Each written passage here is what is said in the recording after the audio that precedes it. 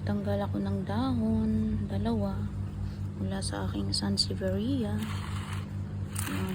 Yung isa hindi perfect ang pagkakatanggal ko.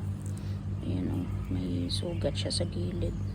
But we'll see, have to dry up. The other one is okay siya. Ang tinanggal ko, ayan. Sana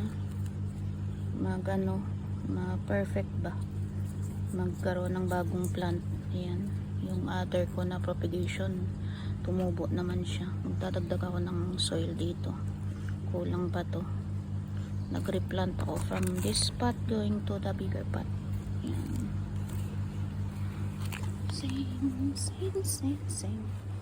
Dito na sila sa labas. Ito propagation yan.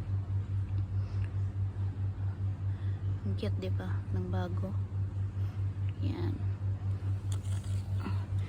Yung leaf niya parang katulad din ito. Yan, tinanggal ko.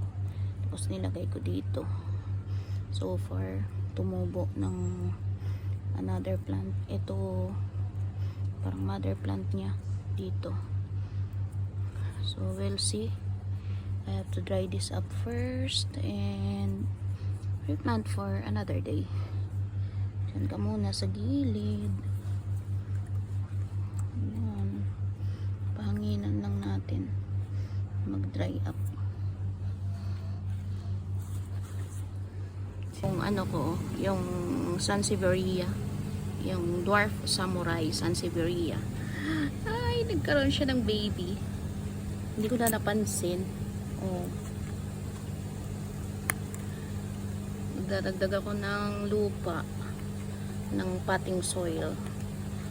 Ay, ang ganda-ganda, diba?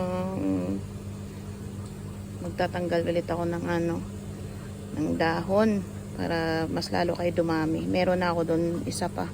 Yung babies niya nandun sa labas. And then nagkaroon siya ng another baby dito. Ganda-ganda. Ay, keep growing beautifully, ha? From the start, lang to. During pandemic, 5 leaf lang na maliliit. Parang ganito lang siya. Ganyan lang kaliit. Yung pinakababa. Yan. Tapos, tinanggal ko na yung tatlo tinanggal ko.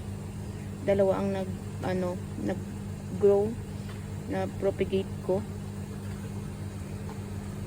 Yung the other two is not successful. Yun. Nagtanggal ako. Apat? 3 dahon ba? 3 dahon yata.